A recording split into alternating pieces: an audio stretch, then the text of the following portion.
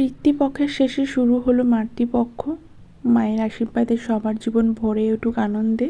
অশুভ শক্তির বিনাশ করে শুভ শক্তির জয় হোক। শুভ মহালয়া সবাইকে।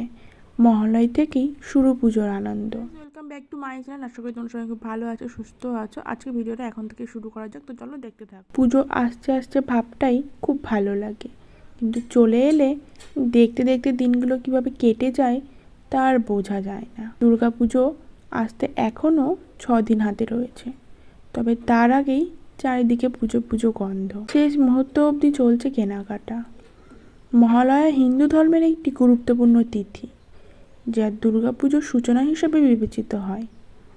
মহালয়ের দিন থেকেই দেবী দুর্গাকে আমন্ত্রণ জানানো হয়। দুর্গাপুজো মানেই শিউলি ফুলের গন্ধ, ধুনুচি নাচ, ঢাকের বাজ। তাই মহালয়ের দিনটা আমরাও কোনোভাবে মিস করতে চাইনি।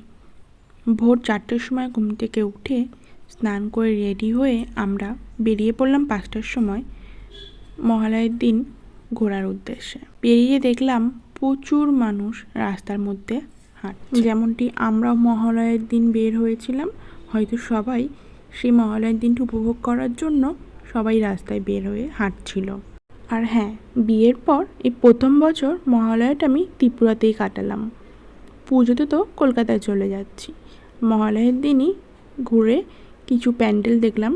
হয়তো সব সম্পূর্ণভাবে তৈরি হয়নি, কিন্তু যতটুকুই হয়েছে ততটুকুই খুবই সুন্দর লাগছিল। অনেক প্যান্ডেল দেখেছি, হয়তো সবগুলো ক্যামেরার মধ্যে আমরা ক্যাপচার করতে পারিনি, তাই তোমাদের সাথে শেয়ার করতে পারলাম না। অবশ্য চেষ্টা করব পরের বছর ত্রিপুরাতে থেকে সব প্যান্ডেলগুলোই তোমাদের সাথে শেয়ার করা। প্যান্ডেল দেখার পর আমরা চলে গেছিলাম জগন্নাথ প্রভুর বাড়িতে। সেখানে পূর্বপুরুষদের জল দর্পণ করে অনেকেই, তো আমরাও সেটা দেখে জগন্নাথ প্রভু দর্শন করে বেরিয়ে পড়লাম বাড়ি আসার উদ্দেশ্যে। তো আসার পথে রাস্তার মধ্যে একটু চা খেয়েছিলাম, যেহেতু সকাল থেকেই আমরা কিছু না খেয়েই গেছিলাম। তো আজকে ব্লগটা কেমন লাগলো অবশ্যই কমেন্টে জানাতে ভুলবে না। আমার চ্যানেলটিকে সাবস্ক্রাইব করে রাখবেন নতুন নতুন ভিডিও দেখার জন্য। তো আজকে ভিডিওটা এতটুকুই রইল। ভালো লাগলে লাইক, শেয়ার, কমেন্ট করতে ভুলবেন না।